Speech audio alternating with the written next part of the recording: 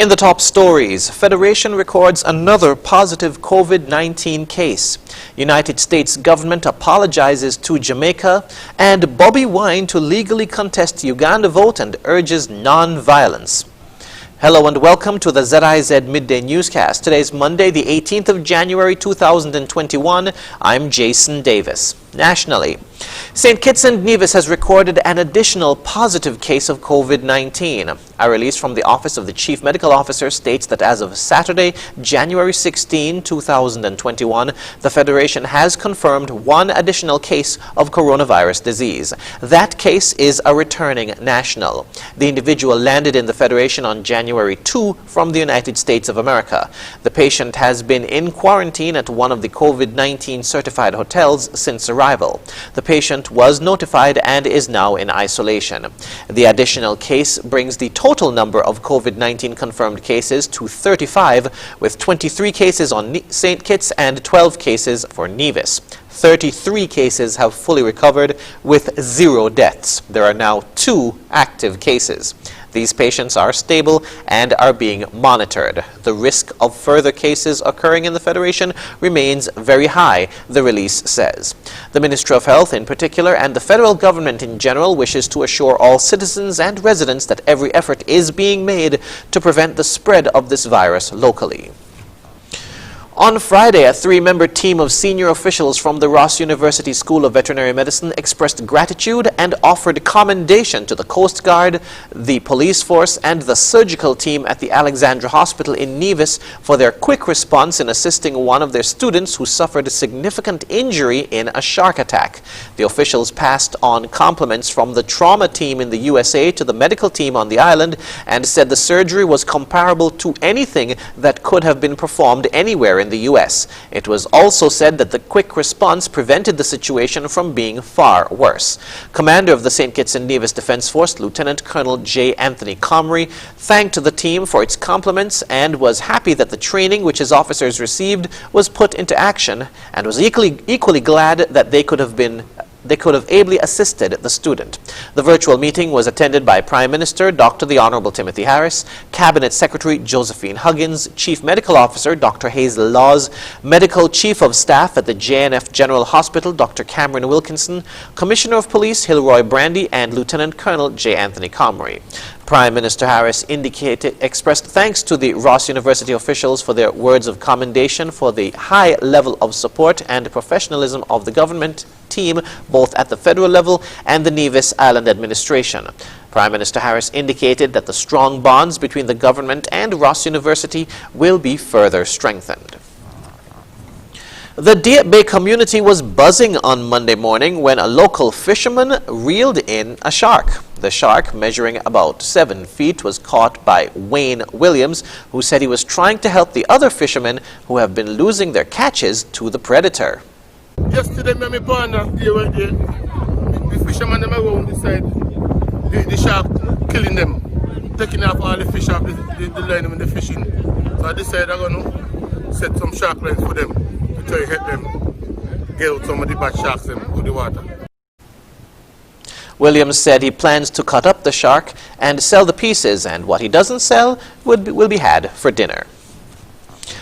We now move to news on the regional scene. In Jamaica, Minister of Foreign Affairs and Foreign Trade, Senator Kamina Johnson-Smith, told the Senate on Friday that the United States has issued a formal apology to the Jamaican state. More in this CVM News report. After weeks of unanswered messages by the Foreign Affairs Ministry, Minister Johnson-Smith on Friday broke her silence on the matter of 4 Jamaican fishermen who were detained by U.S. Coast Guards and their vessel destroyed at sea. She says the U.S. government has apologized to the Jamaican state for its handling of recent matters relating to several Jamaican fishermen. This after she says a delegation from Jamaica met with U.S. officials to discuss the recent happenings. The Jamaican government expressed in very clear terms certain steps key to bridging gaps in implementation, as well as its strong disappointment at the recent developments, including the failure of the U.S. authorities to communicate critical information on the dismissal of the case as envisaged by the agreement. I'm pleased, however, to advise that the bilateral exchange was constructive and frank and undertaken in a spirit of cooperation and mutual respect. Apologies were extended to the Jamaican side by the United States regarding the handling of the matter. Meanwhile, the minister says U.S. officials did not notify the Jamaican government of the court's dismissal of the case concerning the Jamaican fishermen until nearly 2 weeks later, when they learned of the news in the local media. She says the two states have agreed to work on improving the agreement.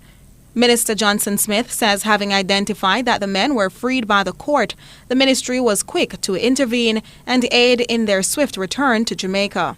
Having learned from our Consulate General in Miami that the 4 men were scheduled for repatriation on the 28th of January 2021 on the regular monthly flight for involuntary returnees, the Ministry of Foreign Affairs and Foreign Trade took immediate action through diplomatic communication with the U.S. Embassy to ensure the return of the 4 men to Jamaica no later than the 31st of December. Furthermore, we affirmed that in a context where the charges against the men had been dismissed, they should not be repatriated under order of deportation.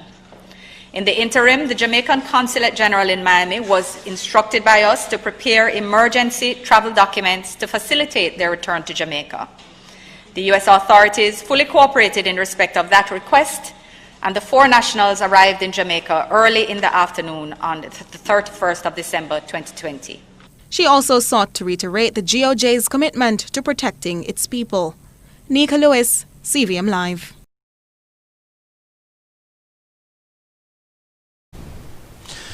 Still on the regional scene, while referring to Venezuela's government as illegitimate, Ernesto Araujo, Foreign Affairs Minister for Brazil, expressed his country's support to Guyana in the border controversy case against Venezuela. Wendell Badri of HGP TV News has the details. Minister of Foreign Affairs and International Cooperation Hugh Todd met with his Brazilian counterpart, His Excellency Ernesto Araujo, virtually on Friday to brief him on actions taken by Venezuela against Guyana, in particular the recent decree issued by the Spanish-speaking country resuscitating claims to Guyana's territory. Todd expressed that Ghana will continue to seek peaceful resolution to the matter and further conveyed President Ali's stance on the matter of seeking juridical settlement. It is stated that Minister Araujo reiterated that his government did not recognize the validity of the decree as it was issued by an illegitimate government and that Brazil views such actions from the Venezuelan regime as troubling. The Brazilian foreign minister reaffirmed his support to Ghana while advocating for a peaceful resolution through the International Court of Justice to ensure the peace of the region is not jeopardized. Meanwhile, at a press conference on Friday at the office of the Leader of the Opposition, Joseph Harman, the opposition leader of the country thanked CARICOM for issuing a strong statement of reprimand against Venezuela, while calling on hemispheric and global leaders, as well as states, to be similarly forthright in their call for Venezuela to withdraw its decree.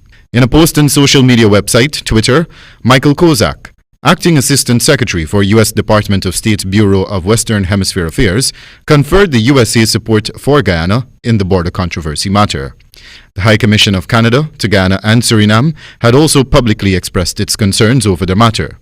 CARICOM has also registered its concern over the assertions made by Venezuela. Wendell Badri, HGP Nightly News.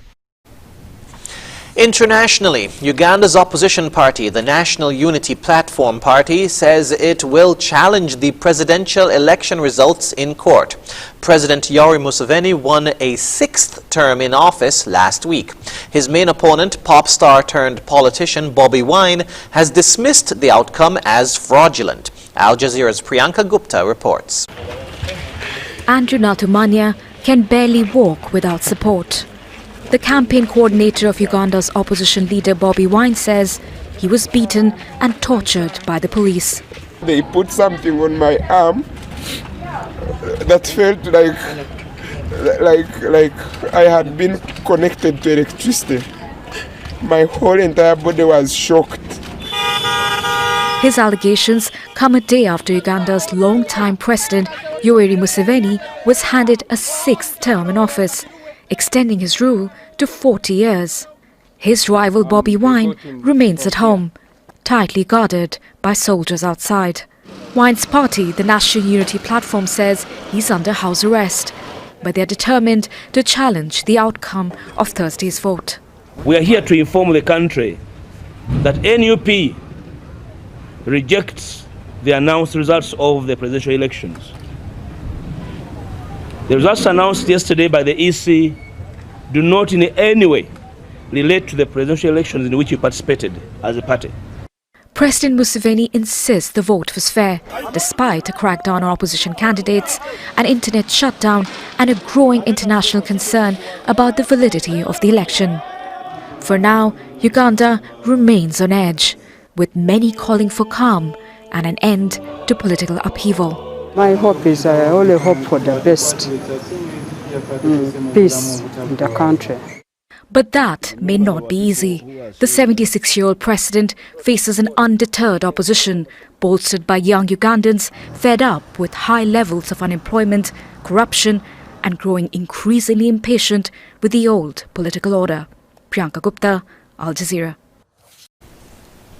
Washington, D.C. is almost closed off with unprecedented security before the inauguration of President-elect Joe Biden.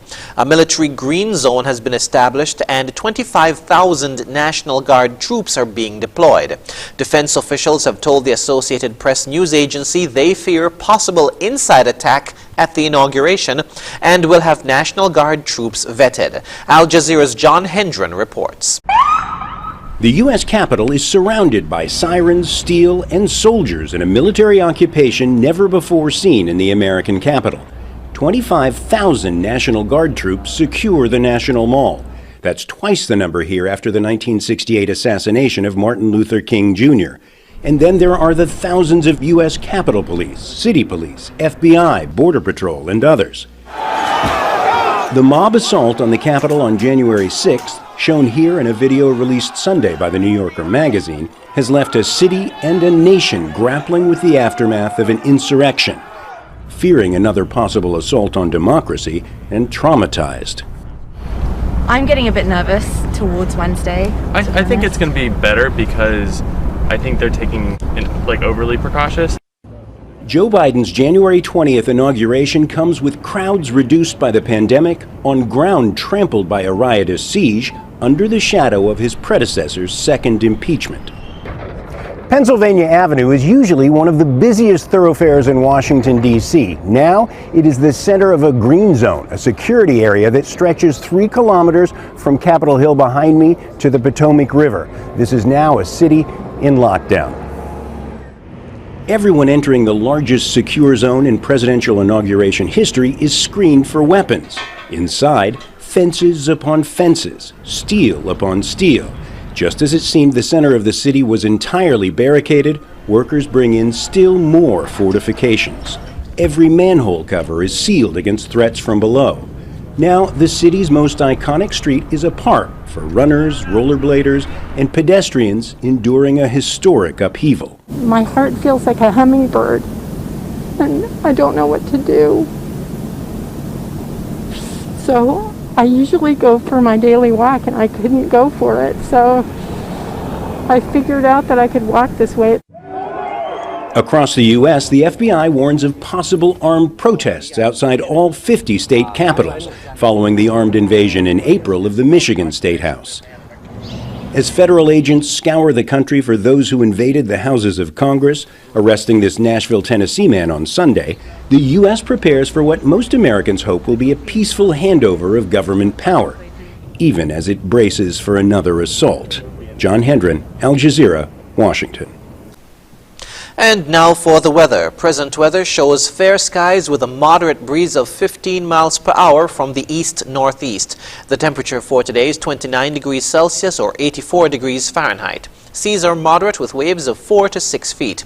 Expect partly sunny skies with a 50% or moderate chance of showers for today, and for tonight, partly cloudy skies. Sunset today will be at 5:59 p.m., sunrise tomorrow at 6:44 a.m. And that brings us to the end of the ZIZ Midday Newscast. Join us this evening for these stories and more in detail. Thank you for tuning in. I'm Jason Davis.